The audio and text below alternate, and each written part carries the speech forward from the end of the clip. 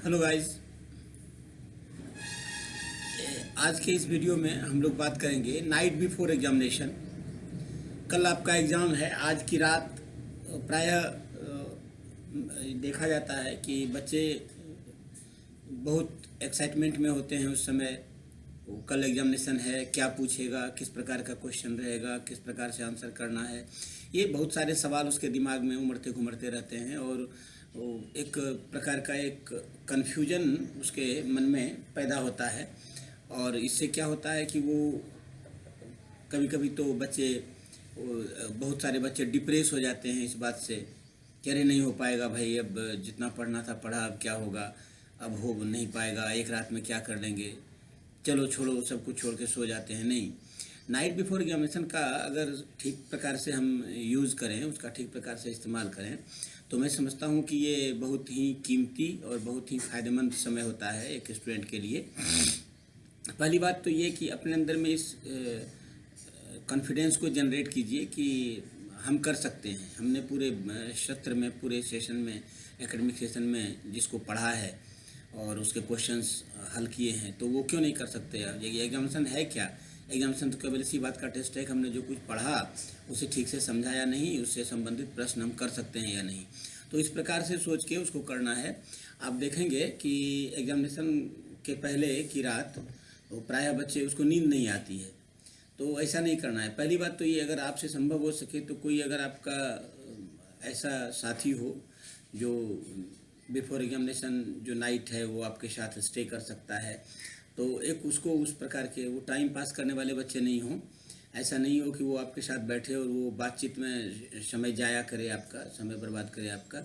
तो एक ऐसे बच्चे को जो सिंसियर हो, जिसके अंदर सीरियसनेस हो पढ़ाई के प्रति, वैसे बच्चे को अपने साथ रखिए। इससे क्या होगा कि वो नॉर्मली जो नींद आती है, देखा गया है कि बच्चे जब पढ़ने बैठते हैं तो ऐसे अगर नींद ना भी आए तो पढ़ने बैठते हैं किताब खोलकर, जैसे ही अपने आप को कंसंट्रेट करने की कोशिश करते हैं वैसे ही उनको नींद आने लगती है।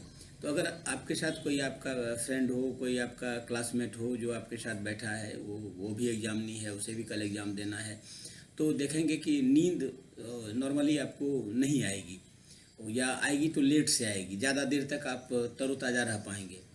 तो उसमें सबसे ज़रूरी चीज़ जो है वो एक फ्रेंड होने से क्या होगा कि जहाँ पर उसका कन्फ्यूजन होगा वो आपसे डिस्कशन कर लेगा, आपका कन्फ्यूजन होगा वो आप उससे डिस्कशन कर लेंगे, तो इस प्रकार से भी बहुत सारा काम आपका हो जाएगा।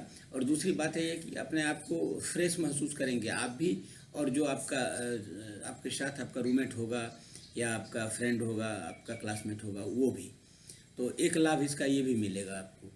तीसरी बात यह है कि आप जब रिवीजन करते हैं तो examination before night before examination जो होता है वो ये इसलिए होता है कि आप जब शुरू करेंगे तो जब बिगिनिंग स्टेज जो है स्टडी का, उसमें आदमी ज़्यादा तरोताज़ा रहता है, ज़्यादा फ्रेश रहता है। तो इसलिए जिस चैप्टर पर आपका बेहतर कमांड है आप वहीं से शुरू कीजिए उसको देखना। और चैप्टर एज ए होल नहीं देख पाएंगे। मान लीजिए कि मैथमेटिक्स है तो सारे न्यूमेरिकल्स तो आप उसके सारे सवाल तो आप हल नहीं कर पाएंगे, लेकिन उसमें जो इम्पोर्टेंट है उसको एक बार देख जाइए। फिर आप ये ध्यान रखिए कि किस चैप्टर को ज़्यादा वेटेज मिलता है, मार्क्स कहाँ से ज़्यादा। जैसे मान लीजिए कि ट्रिग्नोमेट्री है, ट्रिग्नोमेट्री से ज़्यादा मार्क्स पूछा जाता है, ज़्यादा मार्क्स का प्रश्न रहता है, तो ट्रिग्नोमेट्री को पहले एक बार रिवाइज कीजिए। या अलजेब्रा के पोर्शन से 25 मार्क्स का पूछा जाता है तो पहले अलजेब्रा को देखिए। उसके बाद जिसको लेस मार्क्स है उसको लास्ट में देखिए, इसलिए कि पढ़ते पढ़ते एक समय के बाद एक लिमिटेशन है, आपकी एनर्जी जो है वो धीरे धीरे रिड्यूस होने लगती है और थोड़ा सा एक डलनेस, एक सुस्तीपन आपके अंदर में आने लगता है जब बहुत ज़्यादा देर तक आप लगातार पढ़ाई करते हैं। तो वैसे चैप्टर्स को लास्ट में देखिए। फिर बीच में आप देखेंगे कि घंटे 2 घंटे के बाद आपको थोड़ा सा अंदर से आप थोड़ा सा नींद जैसा महसूस होगा कि अब नींद आ रही है, तो मन में आएगा कि चलो अब छोड़ देते हैं, जितना पढ़ लिया ठीक है, देखेंगे अब जो होगा एग्जामिनेशन हॉल में ही कर लेंगे, जितना हो पाएगा हो पाएगा, नहीं तो क्या करेंगे। इस प्रकार की सोच को मत आने दीजिए। प्रयास कीजिए कि चाय या कॉफ़ी अगर संभव हो तो चाय या कॉफ़ी आप जो पसंद करते हो वो चाय या कॉफ़ी लेकर फिर बैठ के पढ़ लें। तो इससे क्या होगा कि एक फ्रेशनेस आपके अंदर आएगा। या संभव है तो थोड़ा सा बाहर निकल के 2 मिनट 4 मिनट के लिए टहल लीजिए। कमरे से बाहर निकलिए, थोड़ा सा बाहर में या छत पर टहल लीजिए, थोड़ा सा फ्रेशनेस महसूस हो, फिर आकर बैठिए। तो घंटे 2 घंटे फिर आप तरोताज़ा होकर बैठ पाएंगे और फिर अपनी पढ़ाई को ठीक प्रकार से कर पाएंगे। इससे क्या होगा कि मोर देन 70% तो आपने, जो स्टूडेंट एवरेज भी है तो मोर देन 70% जो चैप्टर्स है, जो पोर्शंस है सिलेबस का, वो उसने पढ़ा है। भले ही 30% हो सकता है उसका छूट भी गया हो, तो मोर देन 70% वो पढ़ा है। तो जो 30% 25% उसका बचा हुआ है, उसके लिए ज़्यादा तनाव नहीं लेना है मन पर। सीधे सीधे पहले उसको रिवाइज कीजिए और फिर जो बचा हुआ चैप्टर्स है उसके जो सवाल, इम्पोर्टेंट सवाल हैं जो पिछले बोर्ड में पूछे गए हैं, वैसे सवालों को लेकर बैठिए और उसको हल कीजिए। हर चैप्टर से एक दो सवाल करके, जो उस तरह का इम्पोर्टेंट सवाल है उसको हल करके, और फिर कम से कम 4 से 4.5 घंटे की नींद भी आवश्यक है।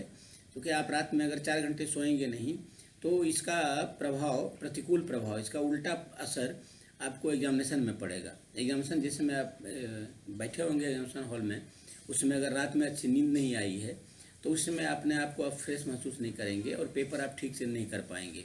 इसलिए नींद भी ज़रूरी है। जब आपको लगे कि अब 4 से 4.5 घंटे सोना ज़रूरी है, वही समय बचा हुआ है आपका, तो फिर आप सब कुछ बंद कीजिए और बिल्कुल शांत चित्त से आराम से सो जाइए।